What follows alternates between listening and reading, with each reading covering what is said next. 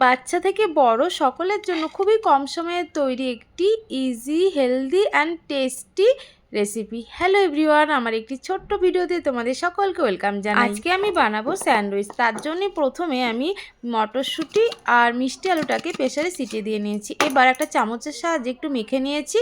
এরপর এর সাথে গোলমরিচের গুঁড়ো, চাট মশলা, বিট নুন, লেবুর রস ভালো করে একটু মেখে নিতে হবে। এখানে দেখো আমি ব্রাউন ব্রেড ইউজ করেছি, আর ব্রেডের যে স্লাইসে একটা স্লাইসের ওপর আমি আলু মাখাটা দিয়ে তার উপর টমেটো কেচাপ দিয়ে আর একটা স্লাইস বসিয়ে দিয়েছি। 3টে স্যান্ডউইচ আমি রেডি করে নিয়েছি। এবার দেখো তাওয়াতে ঘি দিয়ে দিলাম।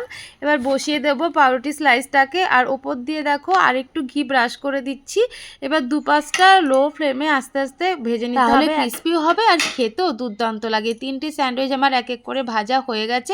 এরপর মাঝখান দিয়ে একটা ছুরির সাহায্যে কেটে নিয়েছি, আর আমাদের হেলদি স্যান্ডউইচ খাওয়ার জন্য একেবারেই রেডি। কেমন লাগলো রেসিপিটা অবশ্যই কমেন্টে জানিও। ভালো খাও, সুস্থ থেকো, টাটা।